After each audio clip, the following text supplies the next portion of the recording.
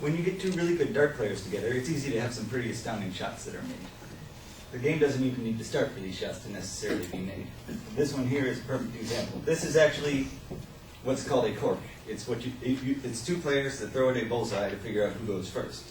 And this happens to be 6 darts in the bullseye and 1 dart in another dart. But to get to this level, you got to start somewhere. So today I'm going to be introducing you to the game of darts. I'm going to explain the basics of darts and then the 2 main games that are played, 301 and cricket. First, you're going to have to know about the dartboard if you want to play darts. So the dartboard, right here, it's got 3 basic scoring places. It's got the outer, the triple, and the ball, as well as the basic numbers. The outer ring is worth double the point value on the outside ring, The inner ring is worth triple, and the bulls are worth 25 and 50, depending on whether you hit the outer or the inner.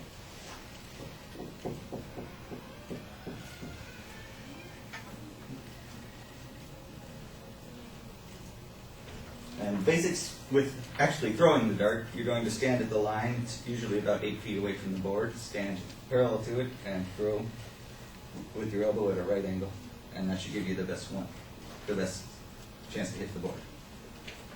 And now that you know how to play, I'll show you the first game you're likely to encounter. It's called cricket. It's the most common game played in America as far as darts go. It uses the numbers 20 through 15 on the board as well as the bullseye. And the basic concept of the game is that you're going to throw 3 darts at the board at a time. That's proper turn, and you're going to try and hit 3 of each of the number to close it out.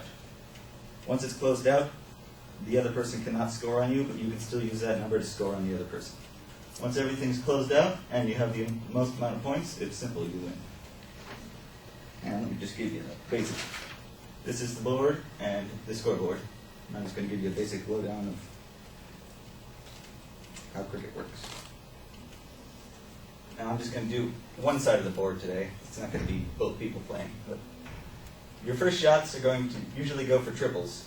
You've got the triple 20, triple 19, and triple 18 that are your best shots.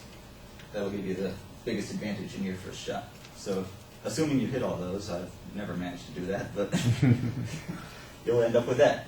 And that's going to be very tough to counter because these ones you cannot score anywhere near what you can with the first 3 numbers. So even if they hit 3 17s, you could hit 3 20s and overtake them again.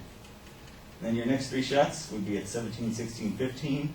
Again, I've never hit all those in the same row, but it'd take forever if I decided to use a personal game here. And then your last 3 shots are going to be single bowl, double bowl, and then you're done. You won, and the other person's run away. Then the next game, once you've learned cricket, eventually someone's going to get mad at you for beating them in cricket all the time, and you're going to have to play 301.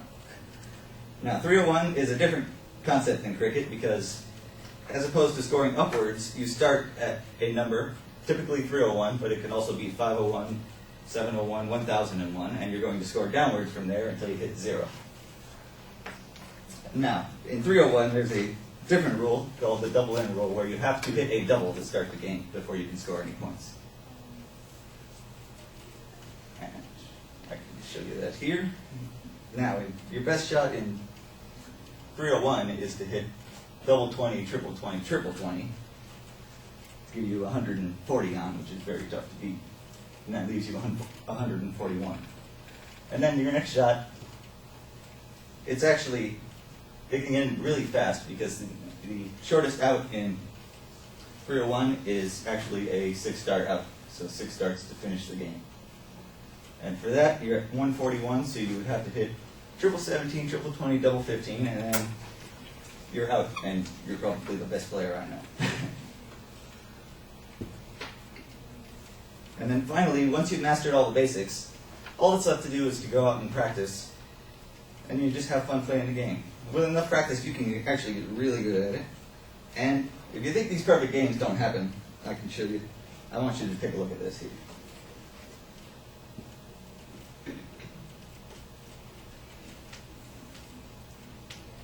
This is actually 501. It's the same as 301, but there is no double. For example, of why he is the world champion.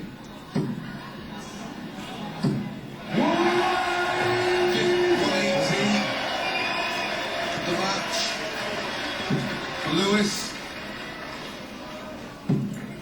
10 in the match. 101 average for the world champion.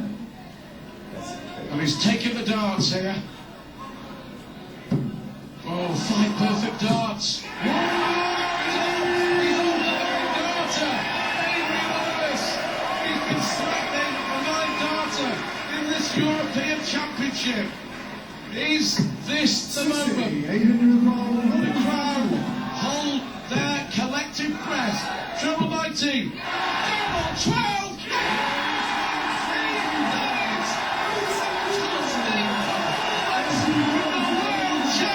And that's a perfect out in 501. I haven't done it, but I plan to eventually, and you all can too with enough practice.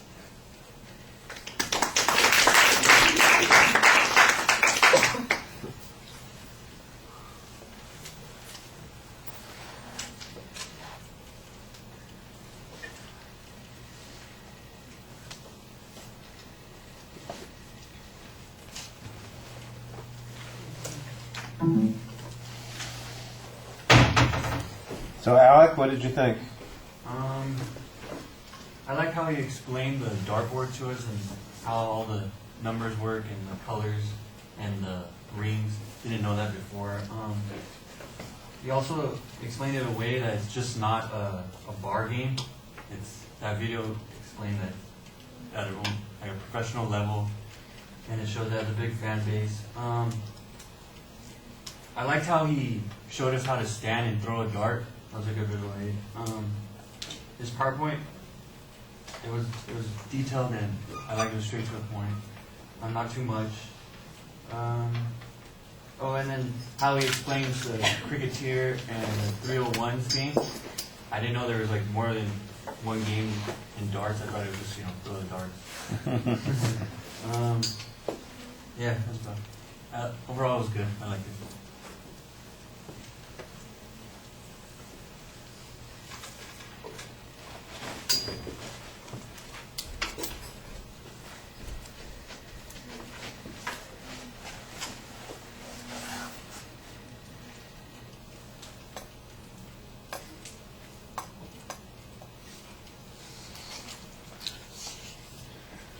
All right. Well, I like the visual at the beginning and the statement. The whole starting point I thought worked pretty well. You've got a very clear statement of what your purpose is, and there's a pretty good preview.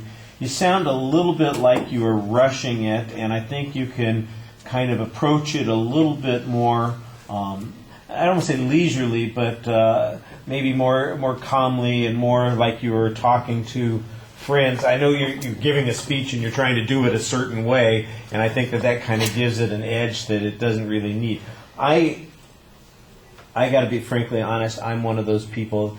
I need somebody to explain it, show it to me, walk me through it, and then repeat it in order to be able to follow some things. And the scoring system, for instance, you mentioned the triple 20s. I got a clearer figure explanation of how that scoring worked from the video clip at the end than I had during the body of the speech.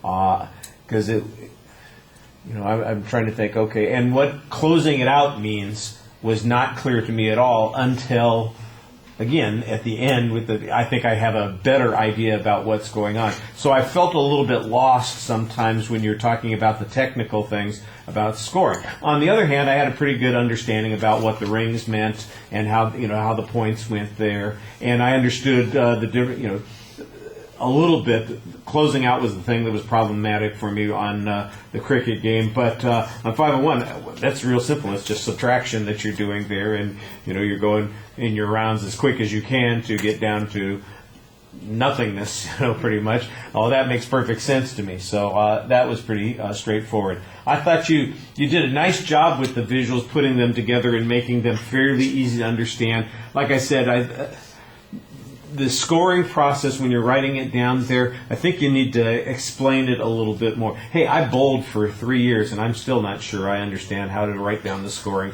Now they got computers that do it, so I don't even have to understand it. But as I'm watching it, I'm going, okay, so what would that mean? You know, those 3